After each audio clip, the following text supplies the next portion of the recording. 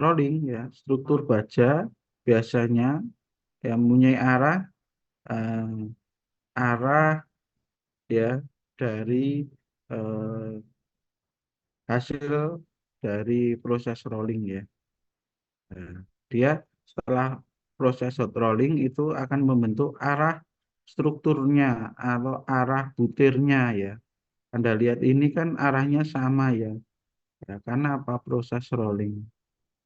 Kemudian untuk merubah arah strukturnya yang didapat dari proses forging ini dilakukan proses normalizing agar mendapatkan apa sifat mekanis yang seragam dan arah direksi arahnya itu tidak searah atau tidak seragam atau sorry bukan tidak seragam tapi arahnya itu berubah ya dibandingkan dengan hasil dari rolling tadi ya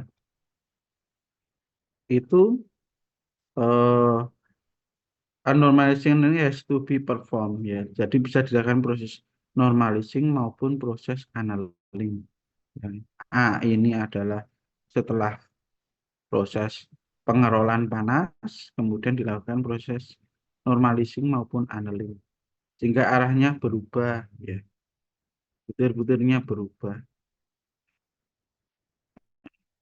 Bisa terbentuk ini eh, perlite maupun cemented ya terbentuk. Lanjut. Hmm.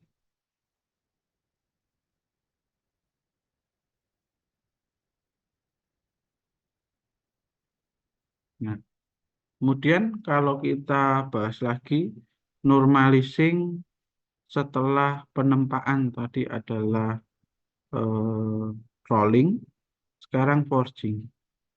Setelah penempaan pada temperatur tinggi, khususnya eh, benda kerja, ya, yang mempunyai apa cross sectional size ukuran yang lebar karena eh, perbedaan laju pendinginan dari temperatur tempat, eh, struktur heterogen atau struktur yang heterogen didapatkan ya that can be made uniform by dapat dari struktur yang awalnya tidak uniform itu dilakukan proses normalizing sehingga apa terbentuk atau menghasilkan struktur yang seragam ya. Normalizing juga ya tujuannya atau eh, menghasilkan ya sifat yang dapat ditingkatkan. Dalam hal ini adalah sifat mampu mesinnya ya dari baja karbon rendah. Untuk holding time-nya pada temperatur austenizing ya tadi di atas 860 ke atas atau 1000 ya sampai ke 1050 ya itu temperatur dapat di holding time ya pada austenizing temperatur austenizing dapat dihitung menggunakan ya pendekatan empiris ya atau ilmu Titan ya di mana temperatur adalah yaitu temperatur holding time ya menit dan diameter maksimum ya. Nah, ini ya. Jadi eh, dalam ukuran milimeter ya. Untuk menghitung holding time ya. Nah, mengapa kok 60? Karena 1 menit adalah 60 detik atau 60 menit ini adalah 1 jam ya. Sorry. Nah, ini proses kegagalan normalizing ya. Itu apa disebut gagal? Logam menjadi keras ya. struktur mikrokeras terbentuk martensite. Nah, sehingga karena nilai kekerasannya naik, maka pengaruhnya terhadap sifat mekanisnya adalah logam menjadi brittle atau rapuh ya. Ketika rapuh karena apa? Butirannya kasar. Kemudian yang terbentuk malah struktur Wittmann-Staten ya. Wittmann tadi adalah struktur yang tidak seragam dan memanjang ya. Kalau dinormalising dengan baik ya itu hasilnya adalah strukturnya halus ya. Nah, strukturnya halus, batas butirnya itu semakin banyak sehingga apa? Pengaruhnya kerapuannya juga akan turun ya. Kemudian terjadi retak ya. Retak. Ya, harusnya dari proses forging itu kan ada residual stress. Nah, dilakukan kalau kemarin itu annealing itu untuk supaya tidak ada residual stress, normalizing juga. Normalizing juga. Hanya saja perbedaan temperatur dan proses coolingnya antara annealing dengan normalizing ya seperti itu. Oh ini enggak usah. Ini yang tahun lalu. Ya untuk normalizing, saya kira cukup. Adakah pertanyaan untuk pertemuan ini tentang normalizing, Mas Mbak?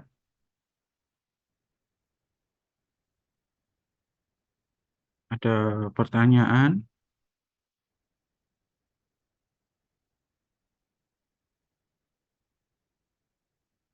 Ada pertanyaan enggak?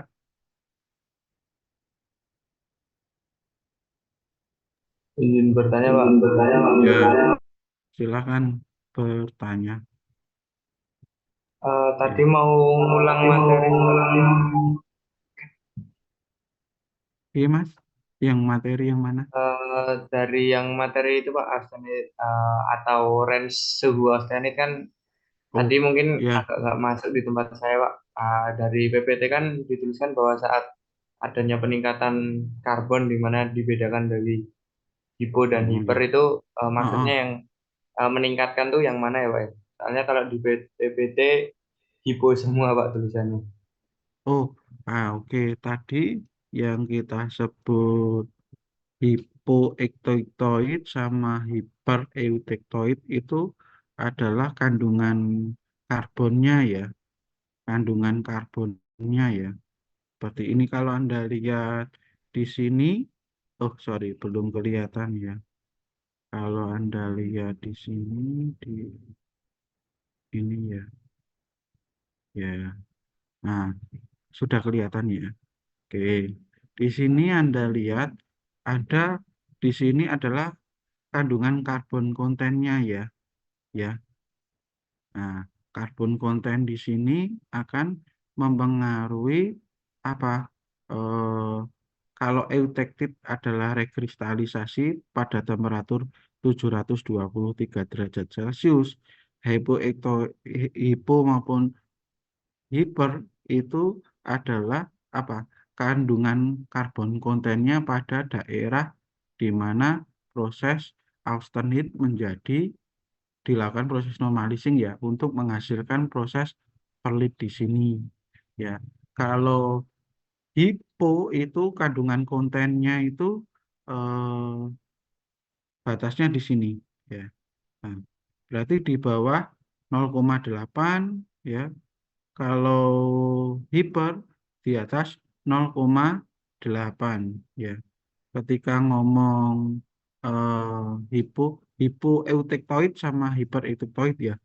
Nah, tapi kita ngomong lebih ke arah di mana temperatur ini akan mempengaruhi eh, bentuk struktur mikronya. Ketika kita ngomong struktur mikro, jadi kemanya tadi temperaturnya adalah dari 860, kemudian proses holding time-nya, kemudian waktu pendinginannya yang berbeda, itu akan membentuk apa perlit kasar, perlit kasar itu kalau atau eh, lambat, pelit, halus itu cepat. Nah, seperti itu.